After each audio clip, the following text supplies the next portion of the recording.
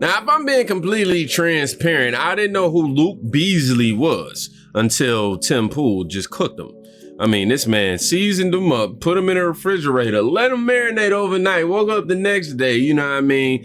Put them in the flour, you know what I'm saying? Tossed it around, threw that man in the deep fryer, closed the lid. The month that they should get. I do respect the fact that they were prosecuted in a court of law, and I don't think Trump, to send a message to his base that what happened on January 6th was good, which is why he would do such a pardon, should be pardoning folks who were violent. Or I think 3 years is long enough. And that's a wrong stance, but okay. How is it wrong? I just explained it to you. No. You didn't. You said the court process should play out the way it is. My opinion on the amount of time should be served for a crime is not just wrong because you like courts. No, I get that. You need to explain I'm saying why the time frame I'm asserting should be longer than 3 years.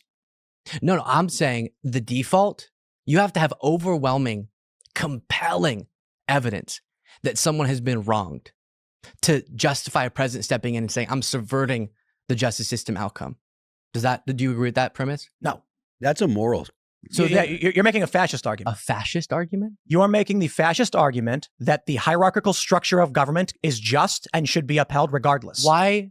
Okay, I'm not going to ask that. This is right. And so the system we have is I'm just not loving, and this is a way of celebrating violence, that Trump is celebrating those as far as a pardon, and in his rhetoric and in his national anthem thingy, people who attacked the Capitol. Why did they attack it? Because they believe lies about the election. There's a variety of reasons why people were violent on January 6th. Largely that they believe the election was stolen. You could just be like, hey, that's bad. You don't have to keep going. Uh-oh. Ha! I got on the screen because Rightwing Tempo is finna get activated. You know what I mean? He was finna do it in a very, it looked like he was finna do it in a reasonable, like kind of, hey, you know, let me just explain why. But now, this man about to turn up. I've called for their arrest and prosecution. Like this is not a shock to my audience. My reporting is responsible for the arrest of a couple of January 6th My point is that if you've got somebody on a misdemeanor charge who's been held without trial, a pardon makes perfect sense, unless you're a fascist and the system is just. So it's like Benjamin Franklin, who said it is better that 100 guilty persons escape than one innocent person suffer. You've taken the Otto von Bismarck approach of it is better that 10 innocent people suffer than one guilty person escape. No. Yeah. Well, okay. That's quite literally what it is. Stop. You don't know anything about these January 6 cases. You don't know why these people are in jail. You don't know that a man is in Brooklyn right now for 3 years without charge or trial. And when Donald Trump says these people have been held for too long, you say, no, Trump is wrong. Keep them locked up. That's fucking fascist. Dude, you've been sitting here with no knowledge of the specifics of some of these cases. There is a man in Brooklyn right now. I'm going to say it again. No charges whatsoever brought. He's been in jail for 3 fucking years. For you to sit there and say it is good that he remains locked up is fascism. That is saying the hierarchical system of the courts and the government is just, and the process is all that matters. He is quite literally exposing, obviously, the hypocrisy, but, you know, he over there trying to sit and act like he on some sort of moral high ground, and then when you sit there and break down their own logic to them, this is how they crumble. Process is all that matters. And I am saying perhaps 3 years is enough. Because I actually have moral logic and an understanding of these cases. Hence, my position on January 6th has always been the people who have attacked police must go to prison. But 3 years is a fucking long time for assault on an officer. We have seen people on the far left, notably when they were firebombing shit all across Minnesota, 33 people murdered. And how many criminal charges do we get for this? When they firebombed a police station and forced the police to evacuate. On May 29th, 2020, when thousands of far leftists firebombed the White House grounds and set fire to St. John's Church and injured 100 police officers. How many fucking people went to prison for 3 years? How many of them who never showed up on that day are in prison for 20 years? Enrique Taro wasn't even in D.C. on January 6th. And you are saying that man who his only crime was, quote, don't leave. That's his only crime. You think he should be in prison for 20 years because you're a fascist. You don't care what the facts are. You don't care if this is unjust. You only care that the machine state has declared decreed you are not to be locked up. And this is the problem I have with the left. They don't know the facts. They don't care about the facts. They view morality as a blanket government stroke of the pen, and every person, regardless of their crime, should be in prison for decades. I reject it outright. The people who fought cops should go to prison. They did. It's been 3 years. But when you've got people who are on misdemeanor charges for having walked into a building at 4 p.m. after the riot, and I know some of these people, they walked into a building for 2 minutes and walked out, and they got 18 months for that. I don't see you defending the innocent people who walked onto a public grass at a public building after a riot had been completed. You don't know. You don't. He's sitting there with the face like, oh, look at him, y'all. Look at this right winger, which I don't think he is. I think he used to be a Democrat who's in the middle now. I'm not sure. But look at this right winger, over here just, just losing his bad shit. And, he's just getting, these people are crazy, you see? Yeah, the arrogance that this guy is sitting with right now, just kind of like no sort of remorse, no sort of empathy towards these victims, nothing. Care. You've taken a tribal position and people are suffering because of it. Now you say that Donald Trump saying the injustice that we've seen warrants commutation or pardons. You say that means he's advocating for violence. This is the ultimate problem. Then you cite a press release from Maryland saying, but the right's more violent. There is a distinction between a white supremacist as a right-wing group and a run-of-the-mill Christian conservative who showed up on that day not to protest. Let's talk about Brandon Strzok. He never went in the building. He was on the other side of the building. There was a permitted protest. He walked up the stairs and he was yelling. They put this guy in prison. There is Owen Schroyer, who was at a permitted rally, who was yelling death to communists. They put him in prison and specifically cited his speech. My dude, you don't know what you're talking about. And it's fine. I get it. We try to be polite. We try to be nice. But there are so many young liberals who sit here and say, the corporate press told me that these people are bad and the machine state government has decreed it by pen. So I don't care what crime they committed. I don't care what the jury said. I don't care who was on the jury. Enrique Taro, who was not there, should be in prison for 2 decades. Tell me this now. Why is Enrique Taro in prison? Yeah, so they uncovered with him his plot to overthrow the government. Enrique Taro, is it? Yeah, and his organization. What plot? Who's that? Give me some prosecutors. Give me some fucking data. Stop squinting at me and saying the prosecutors did a thing. You didn't know. You didn't read it. You didn't read the court papers. All you know is the fascist machine state told you he should be in prison, and you're saying yes to them. Tell me why. Give me the data. I understand that laws on the books have been there for a long time that I agree with, that if it's proven that you had a plan and you wanted to act on it, and then days after. What's the proof? Say the proof. By prosecutors. Don't ask. Say it. Communications between. What communications? What did he say? What did he do? Is this serious? Are you going to tell me why you think Enrique Taro should be in prison for 20 years? Or are you going to say the government decreed it? Dude, he's quite literally asking you to have a single thought for yourself versus being told by a big machine how to feel about these people.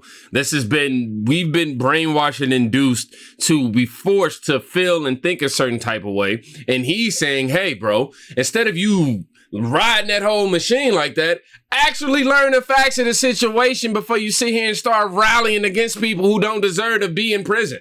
Just explain to you. So the government said so. Is that it? It's usually law enforcement, which I guess is a part of the government. Government said so? Yep. Law enforcement that uncovers evidence of communications, a memo that he crafted and sent to his organization. Saying what? That detailed each institution of government that they were going to try to overthrow. Then just days later, his organization is at the Capitol. I love this. I don't think we can even pull up Enrique Taro. I'm not quite sure that there's any evidence of that sort. Yeah. You know what? I'll say this. The idea that Enrique Taro crafted a memo outlining or they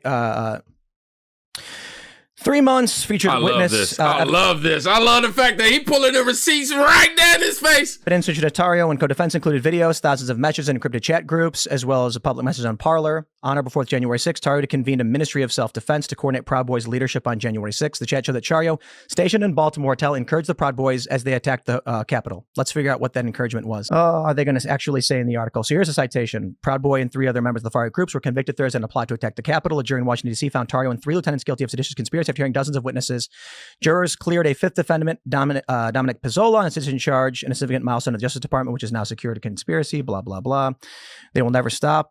Okay, that's interesting. Wikipedia asserts that they did this, but there's actually nothing in the news article that actually states that is true. Well, now we got a problem. Yep. Let's try this again. Let's try a secondary source.